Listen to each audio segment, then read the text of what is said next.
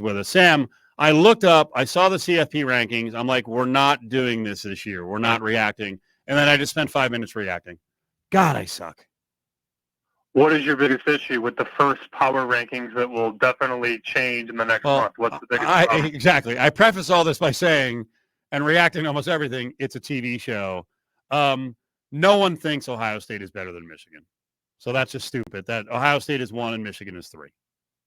The only reason Ohio State is number 1 is because Ohio State has the best wins of those 4 teams. I mean, they've beaten Notre Dame on the road, and then they beat Penn State and really swallowed up Penn State. Gave up 12 points, I think. They've also won at Wisconsin. Granted, Wisconsin's not what Wisconsin used to be, but what's Michigan's best win? I mean, how can you put Michigan number 1 when their best game so far in terms of, like, toughness has been at Minnesota, at home against Rutgers? Like, they've literally played nobody. But look, here's the good thing about this, and we can move on if you want. No. Because I want a classic Sammy P on a couple of questions. I want I don't care from you.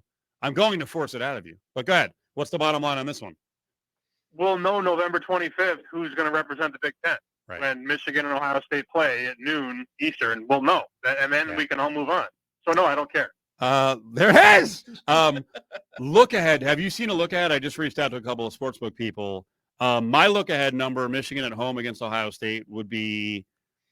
I believe this too. Michigan is 10 points better than Penn State and Ohio State. I think the look ahead is probably 5.5. Is that too aggressive, Michigan? The look ahead in the summer was Michigan -3. Okay.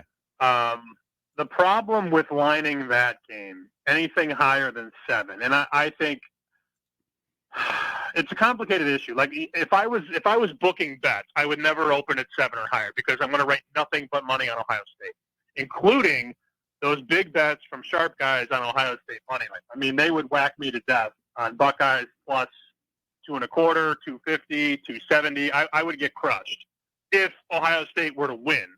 So if I'm booking bets, Michigan 3.5, maybe Michigan 4. Wow. All right. That's what Devon said, 3.5. Okay. I mean, you're trying to balance the budget. And I feel like if you open Michigan -7, you are going to get slaughtered with Ohio State money. Yeah. Ward Manuel is on the committee. I should replace him. Because I would be more pro-Michigan than him. And I would say this. I wonder how the committee would handle this one. Listen, folks. We've seen what Michigan has done this year. We know, allegedly, they have a massive cheating scandal that basically tells them what's coming at them. I'm adding 2 points to their line overall, and they should be the number 1 team because I think they're unbeatable because of that system. Will they start yelling at me? Will they try to throw me out of the room? Or will they be like, well, I guess he's talking in reality? I mean, look, the good thing about Michigan this year is for the first time in a long time, when you compare them against Ohio State, Michigan has a quarterback. And Michigan has a better quarterback. So that's sort of the equalizer for them. They have a quarterback who's dual threat. I mean, J.J. McCarthy's completing 80% of his passes almost, 1,800 yards. And then, oh, by the way, like, he can run when he needs to. He's not the best runner in the world. I mean, he's not, Michael Vick or anything, but he can get outside the pocket and make things happen. He's got 3 touchdowns on the ground, 18 through the air. And depending on where you look, he's one of the, heavy hitters that win the Heisman Trophy. And Ohio State has just a guy. I mean, they have like Craig Krenzel again,